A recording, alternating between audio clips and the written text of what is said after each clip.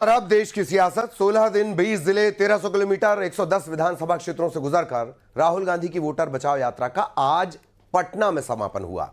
शुरुआत atom bomb से हुई थी, क्लोजिंग हाइड्रोजन बम से हुई है। लेकिन ये यात्रा अपने पीछे कई सवाल भी छोड़ गई है।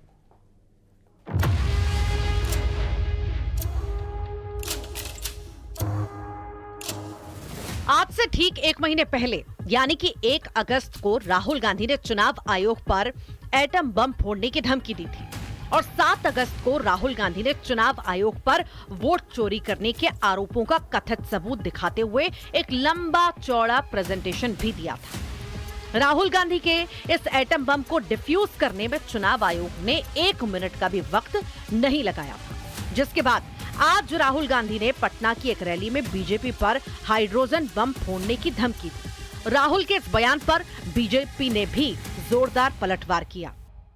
एटम बम से बड़ा हाइड्रोजन बम होता है नहीं होता है। माधवपुरा में हमने एटम बम दिखाया था। बीजेपी के लोगों तैयार हो जाओ, हाइड्रोजन बम आ रहा है,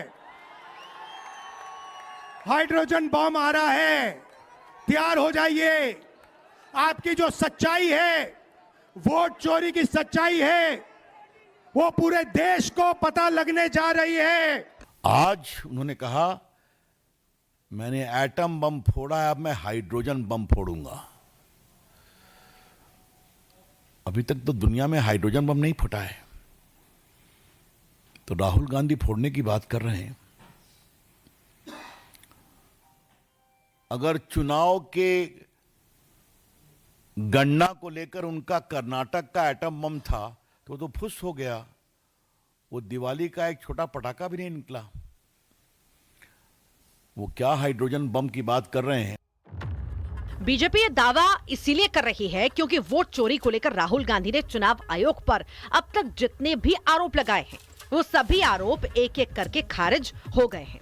इधर वोट चोरी के मुद्दे को लेकर राहुल और तेजस्वी की 16 दिनों की वोट अधिकार यात्रा भले ही पटना में आकर खत्म हो गई, लेकिन इस यात्रा को लेकर कई सवाल भी खड़े हो गए। मसलन जिस मकसद से ये यात्रा शुरू की गई थी, क्या वो मकसद पूरा हुआ? क्या इस बार बिहार में कांग्रेस का 35 साल का वनवास खत्म होगा? और सबसे बड़ा सवाल कि तेजस्वी का सीएम बनने का सपना क्या इस बार पूरा होगा? ये सारे सवाल इसीलिए क्योंकि पिछले 16 दिनों तक राहुल और तेजस्वी साथ साथ रहे, साथ साथ घूमे, साथ साथ रैली और रोड शो भी किए। लेकिन जब साथ देने की बारी आई तो तेजस्वी यादव ने खुलकर साथ देने का ऐलान कर दिया, लेकिन राहुल गांधी खुलकर साथ देने से बचते हुए नजर आए। लेकिन इंतजार के बाद तेजस्वी यादव ने खुद को सीएम चेहरे के तौर पर प्रोजेक्ट कर दिया। तेजस्वी यादव ने जिस वक्त खुद को सीएम चेहरा घोषित किया, उस वक्त राहुल गांधी और अखिलेश यादव मंच पर मौजूद थे। इन नकलची सरकार है, जो तेजस्वी कहा वही ये लोग कर रहे हैं। अपना विजन नहीं है। इन नकलची सरकार है कि नहीं? नकल कर रही है कि नहीं? मेरा कर रही है ना। तेजस्वी आगे आगे है ना, और ये सरकार पीछे पीछे है ना। तो बताओ, ओरिजिनल सीएम चाहिए कि डुप्लीकेट सीएम चाहिए? सुनाई नहीं दे रहा। ओरिजिनल काम करेंगे। तो बिहार को लेकर अभी तक आपकी पार्टी से साफ क्यों नहीं किया जा रहा कि तेजस्वी यादव सीएम बनेंगे बिहार में? बहुत अच्छे तरीके से एक पार्टनरशिप बनी है। हम मतलब सारी की सारी पार्टियां एक साथ जुड़कर काम कर रही हैं, कोई टेंशन नहीं है। राहुल गांधी ने तेजस्वी को सीएम बनाने के सवाल का सीधा जवाब क्यों नहीं दिया? ये बात बिहार में आरजेडी के मुकाबले कांग्रेस की हैसियत देखकर समझी जा सकती है। बिहार की राजनीति में कांग्रेस की भूमिका सीमित रही है। बिहार में इंडी गठबंधन में असली ताकत आरजेडी के पास है। कांग्रेस की मजबूरी ये है कि वो बिहार में अकेले लड़कर कुछ हासिल कर पाने की स्थिति में भी नहीं है। दूसरी तरफ वो तेजस्वी को आगे बढ़ाकर बिहार में आरजेडी का दबदबा और बढ़ाना चाहती है। अगर राहुल गांधी तेजस्वी को खुले तौर पर सीएम उम्मीदवार मान लेते तो कांग्रेस की हैसियत और कमजोर पड़ जाती। अगर राहुल गांधी साफ इनकार कर देते तो गठबंधन में दरार पड़ जाती और संदेश जाता कि इंडिया ब्लॉक एकजुट नहीं। इसलिए बीजेपी कह रही है राहुल का गोलमोल जवाब कांग्रेस की मजबूरी और संतुलन साधने की रणनीति दोनों का हिस्सा था। Bureau report, news 18।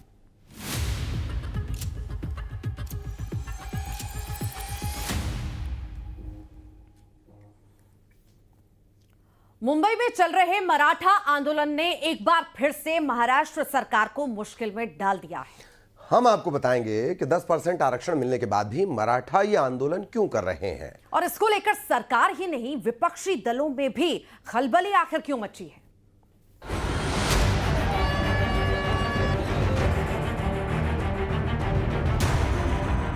महाराष्ट्र में मराठा आरक्षण पर रण जारी है। एक तरफ मुंबई के आजाद मैदान पार्क में आज चौथे दिन भी मराठा आरक्षण आंदोलन की अगुवाई कर रहे रणक्षण मनोज जरांगे पाटिल का अनशन जारी रहा। दूसरी तरफ आंदोलन को देखते हुए महाराष्ट्र सरकार ने आज एक बड़ी बैठक भी की, जिसमें महाराष्ट्र के मुख्यमंत्री देवेंद्र फडणवीस और दोनों डिप्टी सीएम शामिल हुए। उधर इस मुद्दे पर अब आंदोलनकारियों को राजनीतिक समर्थन भी मिलना शुरू हो चुका है। कई दलों के नेता आजाद मैदान पहुंच रहे हैं और मनोज जरांगे पाटिल से मिलकर अपना समर्थन दे रहे हैं। वहीं इस मुद्दे पर अब मराठा वर्सेस ओबीसी की राजनीति भी शुरू हो गई है। मेरी पहले दिन से मांग है कि ये लोकतंत्र में चर्चा होनी चाहिए।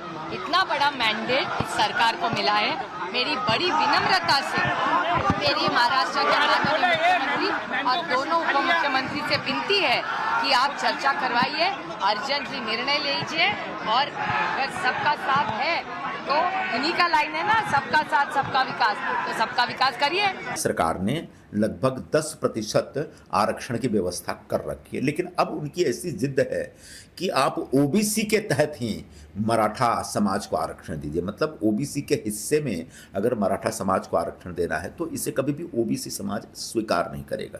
तो किसी भी समाज का हक छीन करके अपना हक मांगना, मुझे लगता है कि ये बहुत लॉजिकल नहीं है, बहुत ही तार्किक नहीं है।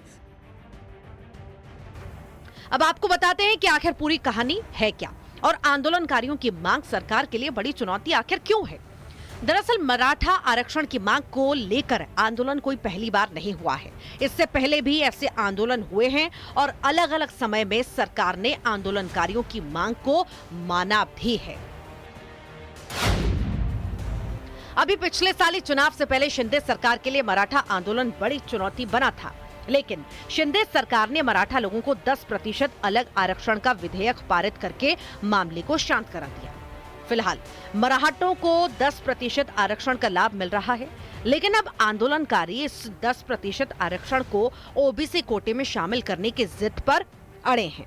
आंदोलनकारी जानते हैं कि पिछली सरकार में उन्हें मिला 10% आरक्षण 50% आरक्षण से अधिक है, जिसे कभी भी कोर्ट असंवैधानिक बता सकती है। इसीलिए वो चाहते हैं कि उनको ओबीसी में शामिल कर दिया जाए। ऐसा होने से वो ओबीसी को मिलने वाले 27% आरक्षण के दायरे में आ जाएंगे और उनको मिलने वाला आरक्षण स्थायी और संवैधानिक हो जाएगा। मराठों की मांग है कि सरकार सभी मराठों को कुणबी जाति का प्रमाण पत्र जारी करे ताकि वो ओबीसी में शामिल हो जाएं, क्योंकि कुणबी जाति पहले से ही ओबीसी में शामिल है।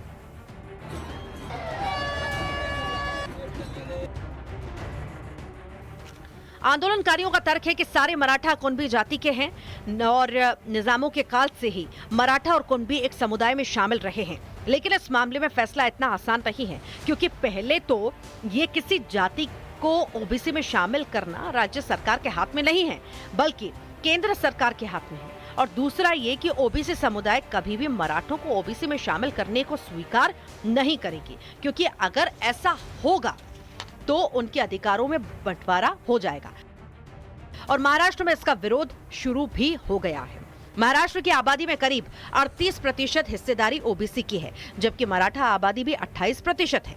ऐसे में कोई भी राजनीतिक दल, चाहे वो सरकार में शामिल है या विपक्ष में है, उसके लिए दोनों में से एक का चुनाव मुश्किल है, क्योंकि दोनों ही वर्ग के लोग महाराष्ट्र में बड़ी संख्या में हैं और किसी भी एक का साथ देना किसी भी राजनीतिक दल के लिए नुकसान का सौदा हो